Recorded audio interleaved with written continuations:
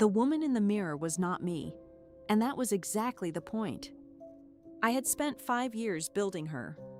Her name was Sienna Cross. She had dark hair cut to the jaw, where mine had once been long and light.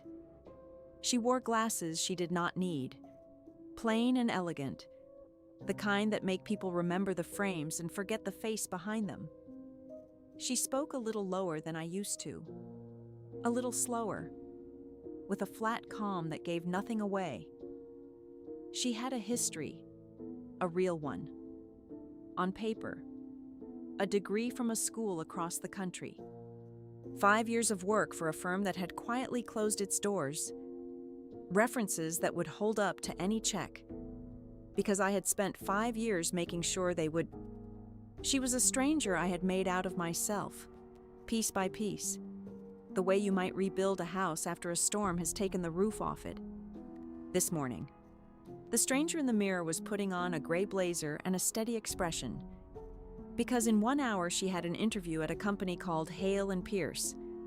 I knew that company very well. 5 years ago, before there was a Sienna Cross. I had a different name and a different life. My name was Rachel Moore. I was 28 years old, and I was, for one short and shining year, the rising star of a company that was then simply called Hale Group. I was good at my work.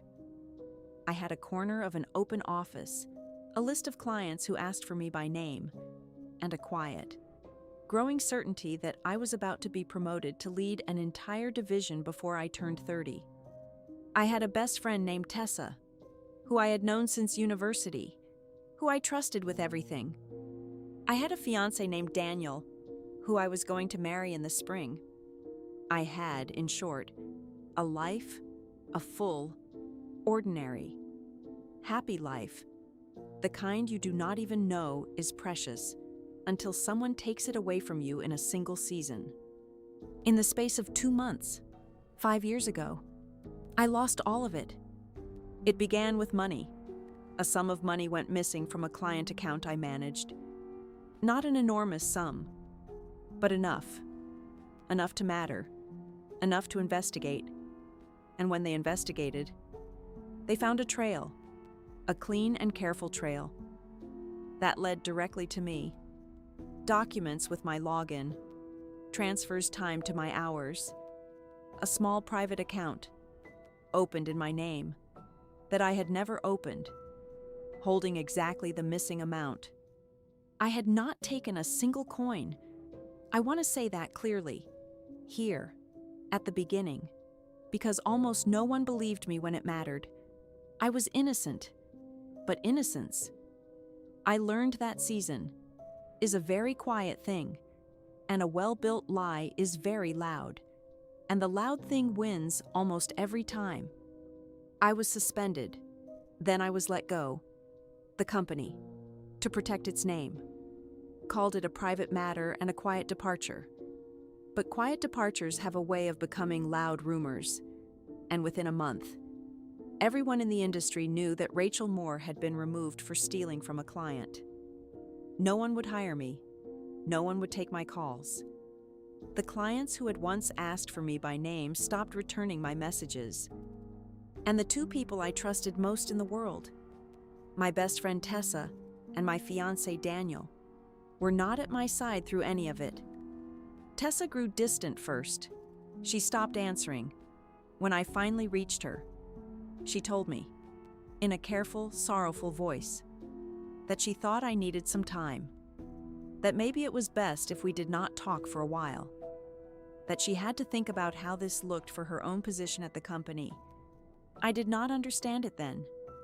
I understood it later.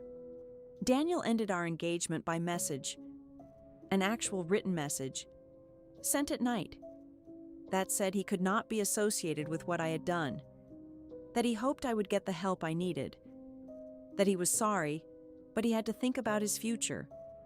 His future. I left the city that spring. I did not run because I was guilty. I ran because there was nothing left to stay for. And because staying in a place where everyone believes the worst of you is a slow way of disappearing. I went far away, to a small town where no one knew my name, and I took whatever work I could find. And at night, in a rented room with thin walls, I began, very slowly, to understand what had actually happened to me. Because here is the thing about a well-built lie. It is built. Someone builds it. Documents do not forge themselves. Accounts do not open in your name on their own. Trails do not lay themselves out so neatly, so conveniently, pointing in exactly one direction. Someone had spent real time and real care constructing the trap I had walked into. And the more I lay awake in that thin-walled room going over every detail, the more I understood two things. The first was that whoever had done it had needed access. Access to my login, access to the client accounts, access to the systems, the timing of my work, the rhythm of my days. It had to be someone close, someone inside, someone who knew me. The second thing I understood, the thing that turned my grief slowly and completely into something colder and more useful, was a single piece of news that reached me about a year after I left. Tessa and Daniel had gotten married.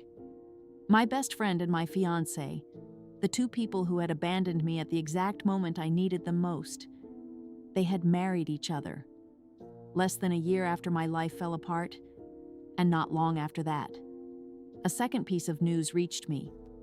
Tessa had been promoted.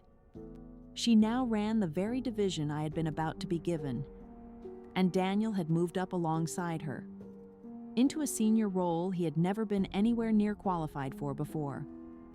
The company had even changed its name. It was no longer Hale Group.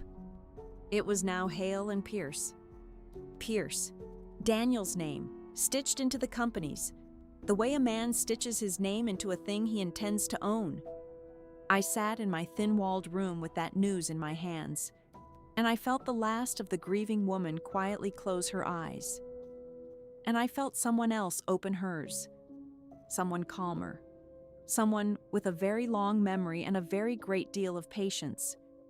It took me 4 more years to become Sienna Cross, 4 years of building the history, the references, the appearance, the credentials, the calm, 4 years of watching Hale and Pierce from a great distance, learning everything I could about what it had become, who worked there, how it ran. 4 years of preparing to walk back into the building I'd been thrown out of, through the front door, as a stranger no one would recognize, and to find the proof that would give me back my name. Not my old life. I did not want my old life back. The woman who had wanted that life was gone, and I did not miss her as much as I had expected to. What I wanted was the truth. I wanted to know exactly who had built the lie, and why, and I wanted the whole world that had believed it to finally see it pulled apart. The woman in the mirror adjusted her glasses. She did not look frightened. That was good.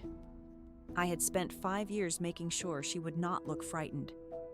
I picked up the leather folder that held Sienna Cross's perfect resume, and I went to interview for a job at the company that had destroyed my life. The building had not changed.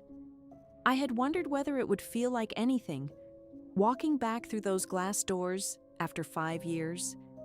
I had braced for it. I had imagined my heart pounding, my hands shaking, some wave of old grief rising up to give me away. But when I actually crossed the wide, bright lobby with its polished floor and its wall of frosted glass etched with the company's name, I felt none of that. I felt only a cold, clear focus, like the moment before you step onto ice you have tested and know will hold. I had walked across this lobby 1,000 times in another life. I knew which elevator was fastest. I knew the security desk would ask me to sign in. And I knew the guard would not be the same guard.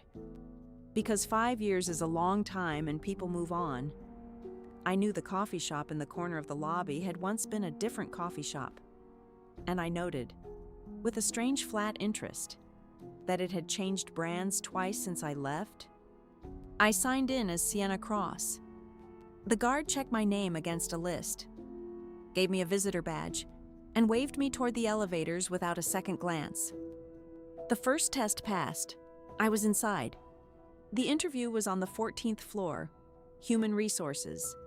A pleasant woman named Patricia, who had not worked here in my time, walked me through the standard questions, and I answered them as Sienna. Calm and competent and unremarkable. A strong candidate, but not a memorable one. I had designed Sienna to be exactly that. Good enough to hire, forgettable enough to overlook. The most dangerous person in any room is the one no one bothers to look at twice. I had learned that the hard way. As Rachel, and I had built Sienna to use it on purpose. The role I was applying for was a mid-level position in operations. Not glamorous, not senior, but it was a role with access. Access to systems, to records, to the quiet machinery of the company. The same machinery that had once been used to build a lie about me. I had chosen it carefully. I did not need to be important. I needed to be inside, and unwatched, and close to the records. The interview went well. Patricia smiled and told me they would be in touch soon, and I could tell from the warmth in her voice that soon meant yes. I thanked her, calm as still water, and I stood to leave. And that was when I saw her. Through the glass wall of the interview room, across the open floor, walking with the brisk confidence of someone who owns the ground she walks on, was Tessa. Tessa Lang, my best friend of 10 years. The woman who had stopped answering my calls when my life was falling apart. The woman who had married my fiancé. The woman who now ran the division I had been about to be given. She was more polished than I remembered. Sharper. Her clothes were more expensive. Her posture straighter. Her whole bearing transformed by 5 years of the power she had taken. She was talking to two people who hurried to keep up with her as she crossed the floor, nodding at what she said, laughing when she laughed. She had the easy command of a woman who had everything she wanted and had stopped questioning how she had gotten it. I stood perfectly still behind the glass and I watched her, and I waited to feel something. I felt the cold focus sharpen. That was all. No wave of grief, no tremor of fear, just a clear, quiet recognition. The way you recognize the shape of a problem you have been studying for a very long time. Hello, Tessa. I thought, I have come back. She did not see me. Why would she? To Tessa. The woman behind the glass was a forgettable job candidate named Sienna Cross. Dark-haired and bespectacled and unremarkable. One of 100 faces that passed through this building every week. The woman she had helped to destroy was 5 years and 1,000 miles in the past. Gone, finished, forgotten. People like Tessa do not look back. That is their strength. And it would become, I intended, their weakness. I let her walk out of sight. Then I gathered my folder, thanked Patricia one more time, and rode the elevator back down to the lobby, past the security desk, out through the glass doors, into the bright, ordinary afternoon. I did not let myself smile until I was 3 streets away. Then I allowed exactly one, small and cold, to myself, in the reflection of a shop window. The offer came 2 days later. Sienna Cross was hired into the operations team at Hale and Pierce to begin the following Monday. I had walked back in through the front door. Now the real work began. I gave myself a set of rules before I started, and I want to share them with you, because they are the reason I survived the first weeks without being discovered, and because they tell you a great deal about the kind of woman 5 years had made me. The first rule was patience. I had not come back to scream, or to confront anyone, or to throw a single accusation across a room. Accusations were what had destroyed me the first time. When I had no proof and a well-built lie stood against me, I would not make that mistake in reverse. I would gather proof first, all of it, quietly, completely. And only when it was airtight would I let anyone know that the woman they had buried was standing in their hallway. Until then, Sienna Cross would be the most ordinary employee in the building. The second rule was distance. I would not get close to Tessa or Daniel. Not yet. The closer I stood to them, the greater the chance that some small thing, a gesture, a turn of phrase, a way of holding a pen, would catch in the back of their minds and start them wondering. I knew them. They did not know Sienna. But I had been Rachel for 28 years, and Sienna for only 5. And old habits live in the body long after the mind has changed its name. I would keep my distance and let them forget I existed. The third rule was the hardest. The third rule was that I would feel nothing while I was inside the building. No anger, no grief, no satisfaction. Emotion is a tell. Emotion makes you careless. I would save all of it for the rented apartment where I went home each night. And inside these walls, I would be nothing but calm, competent, forgettable Sienna Cross, who had no history with anyone here and no reason to feel anything at all. I followed those rules from the first morning. The operations team sat on the 11th floor, in a quiet corner away from the glamour of the executive levels. My colleagues were pleasant and busy and uncurious, which suited me perfectly. I learned their names. I did my work, and I did it well.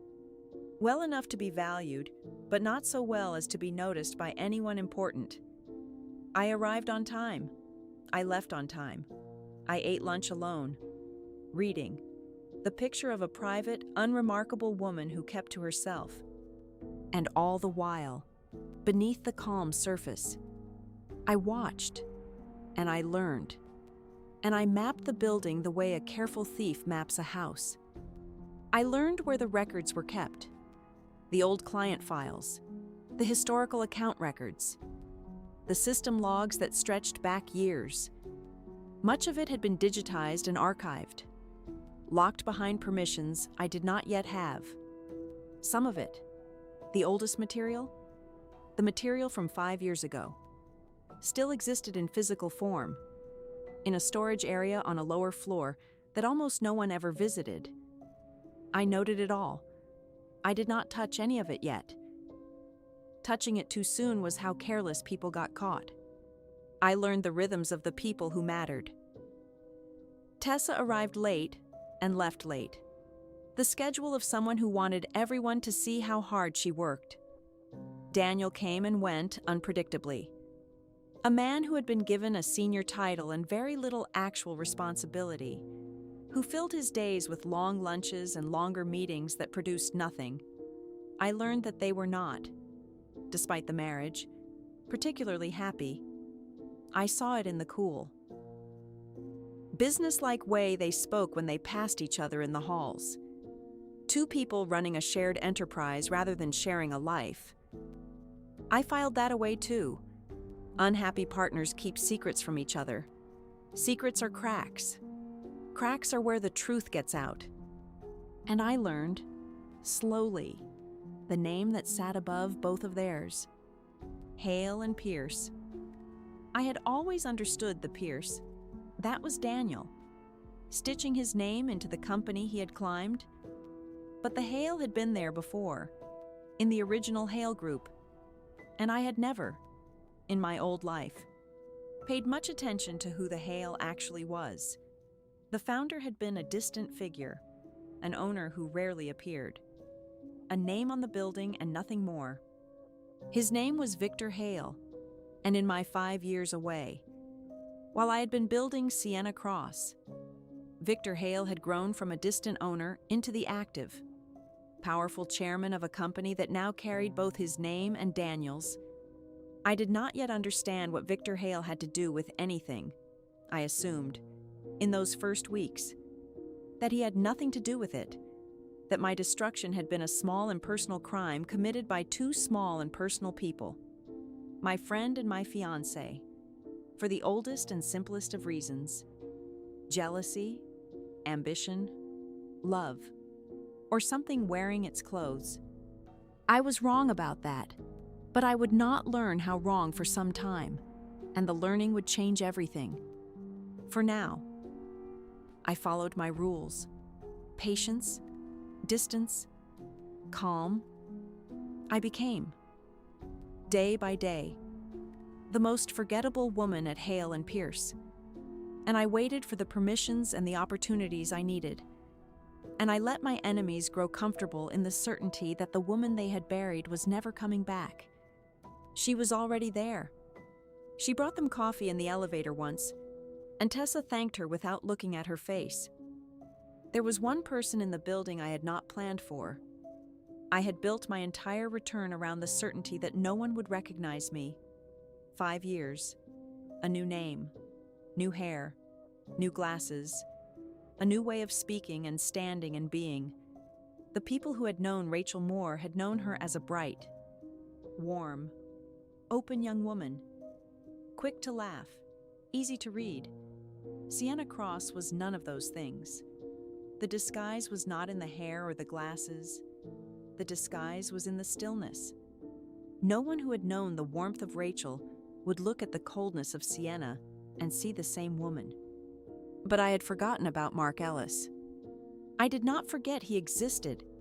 I forgot what he was. In my old life, Mark had been a quiet, decent, slightly awkward man who worked 2 desks down from me. The kind of colleague you are friendly with but never close to. He had been kind to me in small ways. He had covered for me once when I was sick. He had, I remembered vaguely, been one of the very few people who had not entirely turned away when my life collapsed.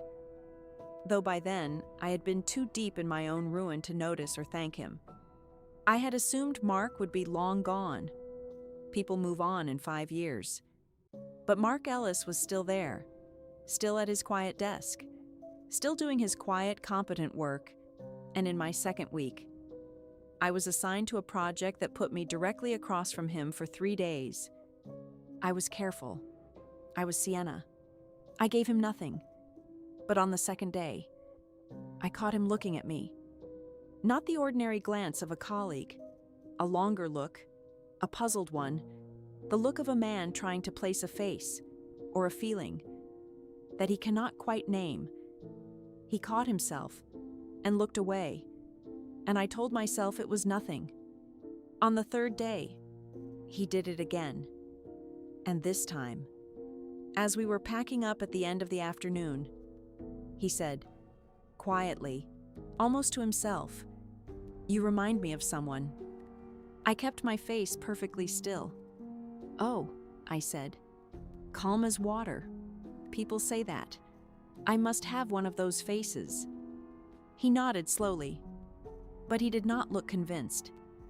And he kept looking at me with that puzzled, searching expression.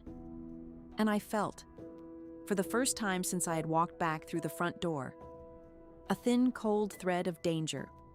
"Someone I used to work with," he said, "a long time ago. She."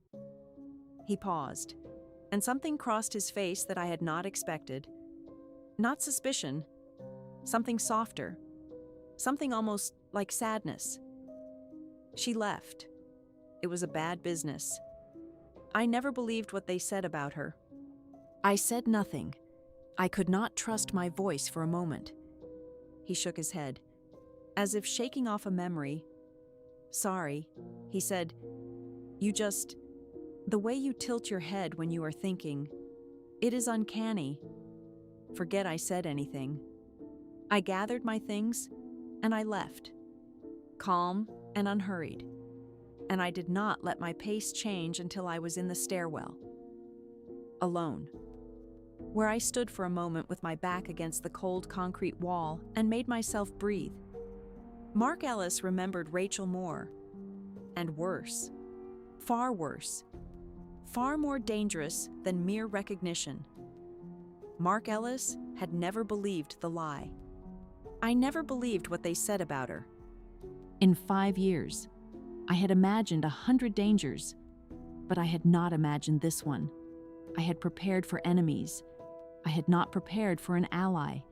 And an ally, I understood at once, standing in that stairwell, could be more dangerous than any enemy, because an ally would look closer. An ally would care. An ally who began to suspect that Sienna Cross was Rachel Moore would not report me to security. He would come to me. He would want to help. And in wanting to help, he could undo 5 years of careful work in a single careless conversation overheard by the wrong person. I had a choice to make, and I did not like either side of it.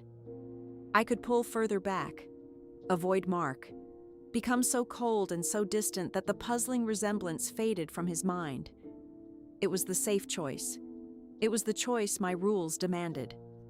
Or I could consider, for the first time, something my rules had never accounted for, that I might not be able to do this entirely alone, that somewhere in this building, against all my careful planning, there was one person who had looked at the wreckage of my old life and quietly refused to believe the official story.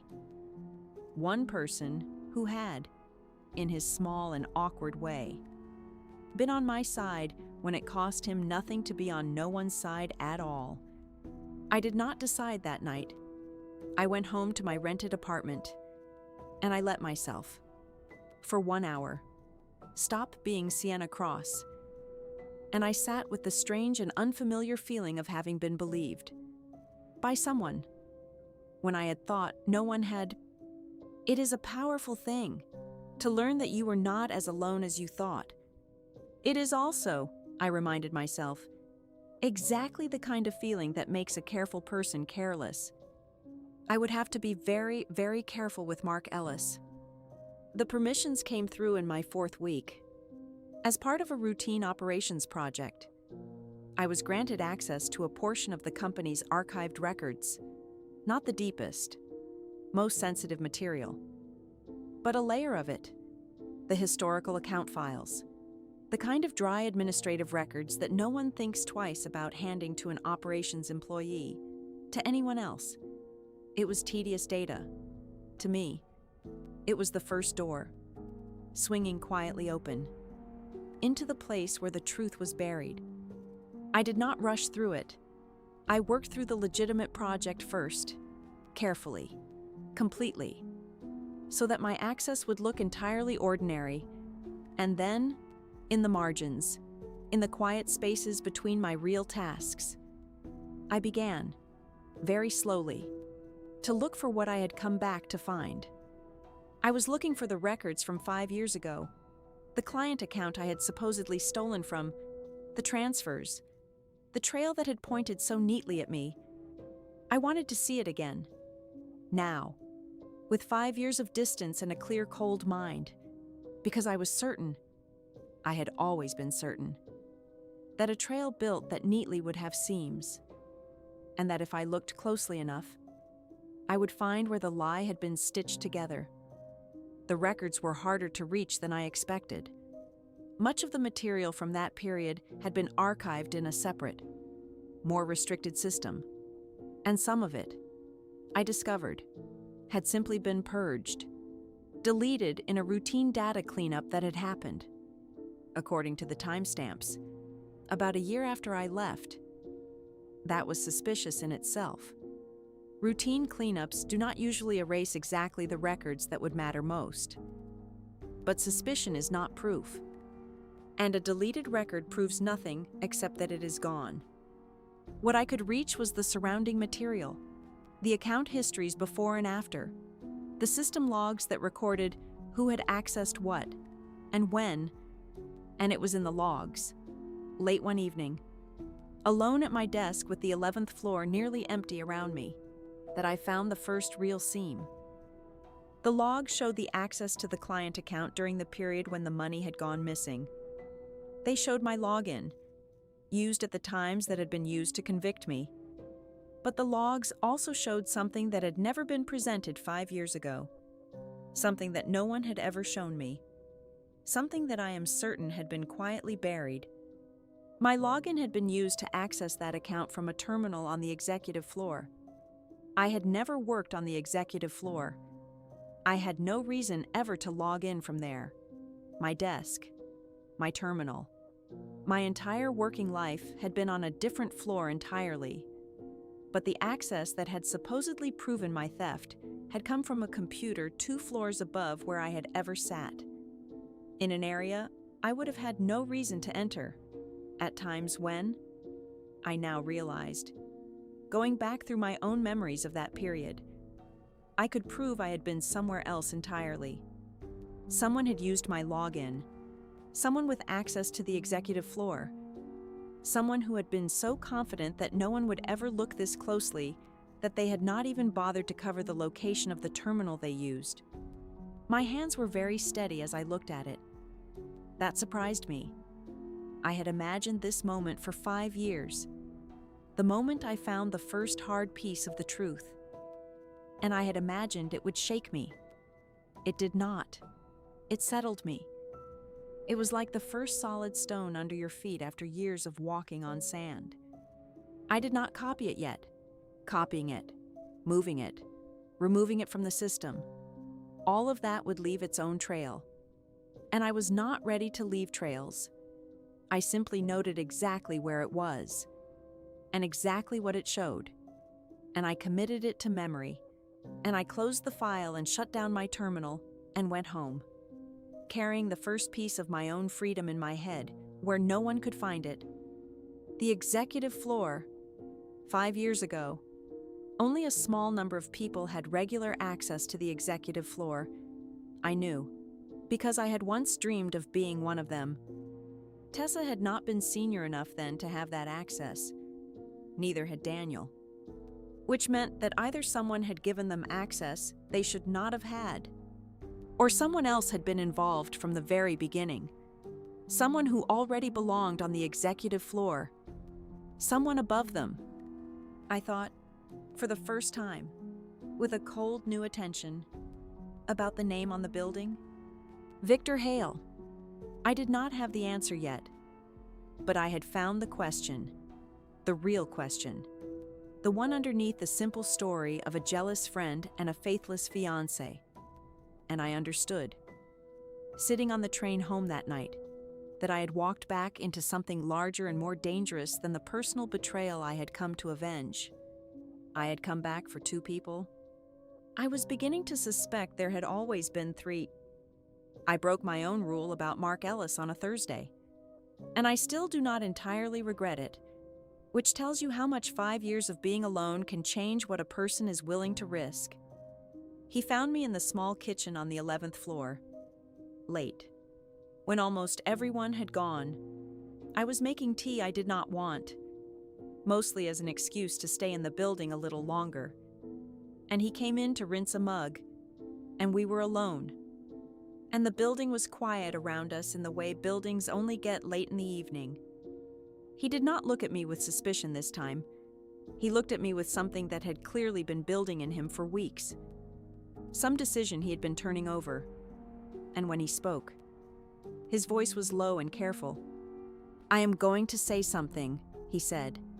"And if I am wrong, you can think I am a foolish man and we will never speak of it again. But I do not think I am wrong." I should have stopped him. Every rule I had built told me to stop him, to laugh it off, to become so cold and so blank that whatever he was about to say would die in his mouth. I did not stop him. "I think I know who you are," Mark Ellis said quietly. "I think you are Rachel." The kitchen was very still. The kettle ticked as it cooled. I looked at him for a long moment. This quiet, decent, awkward man who had worked 2 desks for me in another life, who had covered for me when I was sick, who had never believed the lie that buried me. And I made a decision that broke every rule I had, and that I would spend the following weeks both blessing and cursing. I did not deny it. I did not confirm it either, I said, very softly. "Why would you say that?" "Because I never stopped thinking it was wrong." He said, "What they did to you, Rachel, I watched it happen, and I told myself it was not my business, that I had no proof, that I would only ruin myself for nothing. I have been ashamed of that for 5 years. He looked down at the mug in his hands.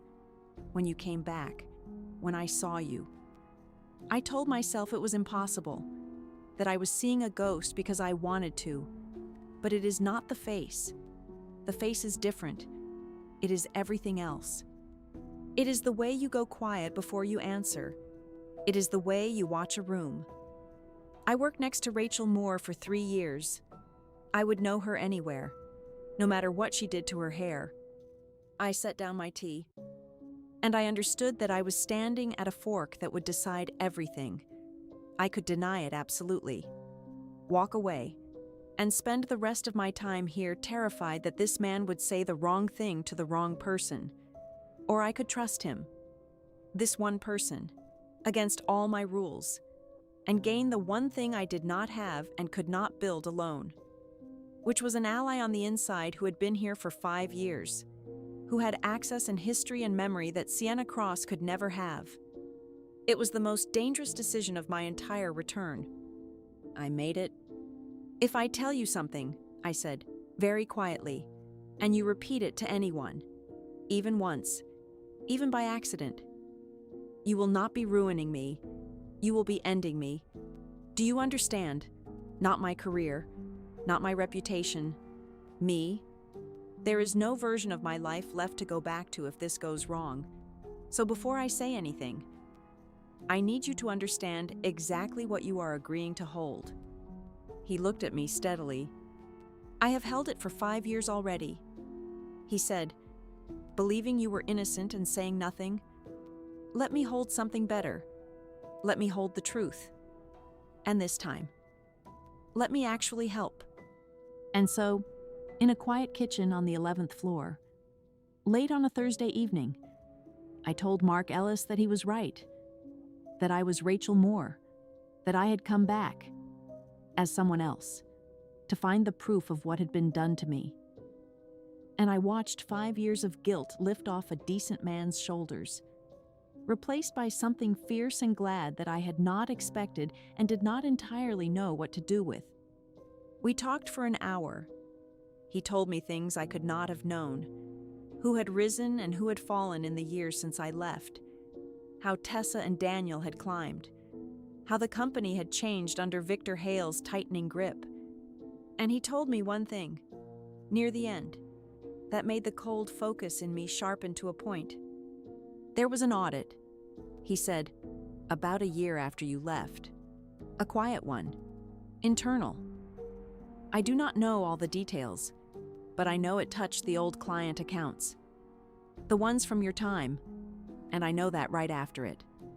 A lot of old records got cleaned up, deleted. People said it was routine. He looked at me. I never thought it was routine. I think someone got nervous, and someone made sure that whatever that audit found never saw daylight. An audit. A year after I left, right before the records I needed were purged. Someone had gotten nervous, which meant that somewhere, in someone's hands, there might still be a record of what that audit had found before it was buried. A copy, a report, a loose thread that the people who destroyed me believed they had cut, but had perhaps only hidden. I had a partner now. I had a direction. I had the first hard seam of the lie, the executive floor login, and now the ghost of a buried audit that someone had been frightened enough to erase. For the first time in 5 years, I felt the balance of the game begin, very slightly, to tip. I should have known better than to feel that. Games like this do not tip in your favor without tipping back twice as hard. It happened in the elevator, and it happened because of a pen. I had been at Hale and Pierce for 6 weeks. 6 weeks of perfect, patient, forgettable behavior. 6 weeks of being Sienna Cross so completely that I sometimes caught myself thinking in her flat, calm voice even at home. I had broken only one rule, with Mark, and that had turned out to be the best decision I had made. I was careful. I was disciplined. I had survived the one person who recognized me by turning him into an ally. And then, on an ordinary Tuesday morning, I made a mistake so small that I did not even notice I was making it. I was riding the elevator up to the 11th floor, alone, going over a document, and I was signing my initials on a form with a pen. And I was not thinking about my hand at all, because that is the entire danger of old habits. They live in the body. They do not ask the mind for permission. I have a particular way of writing. I always have. I cross my letters in a specific, looping way, a small flourish on the capital that I had done since I was a girl, that Rachel Moore had done on 1,000 documents in this very building. It is the kind of thing no one notices. It is the kind of thing you could not change even if you tried, because it lives below thought, in the muscles of the hand. The elevator stopped on the 7th floor. The doors opened, and Tessa stepped in. I did not panic. I had imagined this moment many times, being trapped in a small space with her, and I had trained myself for it. I kept my eyes on my document. I shifted slightly to the side. The polite reflex of a stranger making room. I was calm. I was Sienna. To her, I was nothing. A forgettable operations employee she had ridden 100 elevators with and never once seen. She glanced at me the way you glance at furniture. Then she looked away. Taking out her phone, the doors closed, the elevator rose, and then her eyes drifted back, idly, the way eyes do in the boredom of an elevator. And they landed on my hand, and on the pen, and on the small looping flourish I was, in that exact moment, finishing on the capital letter of my initials. I felt her go still. It was a tiny thing. A stranger would not have noticed. But I had known Tessa Lang for 10 years. I had shared an office with her. I had signed 1,000 documents beside her. And I felt the precise moment her idle boredom turned into something else. I felt the air in the elevator change. I did not look up. I kept my hand moving, finishing the initials, as if nothing in the world were wrong. But every nerve in my body had gone to ice. "Where do I know that from?" she said. Her voice was light, casual, but underneath, it was a thread of something pulled tight. I looked up, calm as still water, with Sienna's mild, polite, slightly puzzled expression. "Sorry." I said, "Did you say something to me?" Tessa was looking at my hand. Then she looked at my face, and I watched her do the thing I had spent 5 years making sure no one would do. I watched her look past the dark hair, past the glasses, past the stillness and the flat voice, and the perfect forgettable disguise. And I watched something flicker far back in her eyes.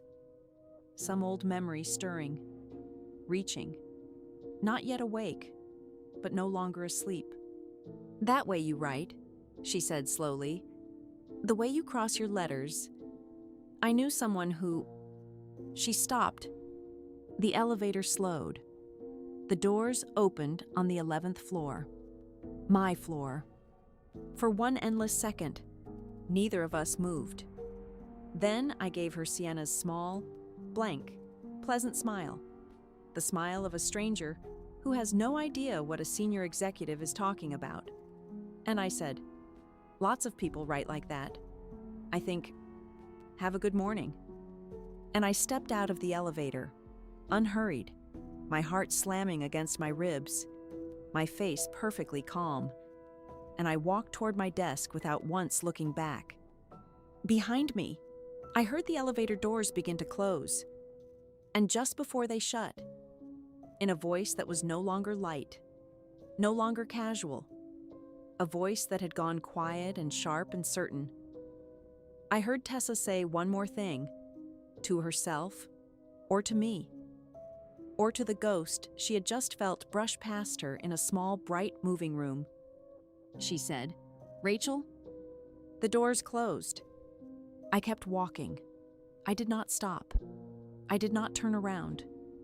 I reached my desk, and I sat down and I opened my document, and I stared at it without seeing a single word, while 5 years of careful work hung in the air behind me. Balanced on the edge of a single whispered name. She had not seen my face and known me. She had felt me. The way you feel a draft from a door you thought was shut. She did not know yet, not for certain. A flicker, a loop of ink, a name said to an empty elevator. It was not proof. It was not even a memory she trusted yet. By tonight she might talk herself out of it entirely, might decide she was tired, was imagining things, that the dead do not come back and walk into your building and ride your elevators. But she might not. And if Tessa Lang began, even slightly, even in the smallest back room of her mind, to wonder whether the woman she had buried 5 years ago was walking the 11th floor under another name, then the game I had so carefully built, the patient, distant, invisible game, was about to become something else entirely.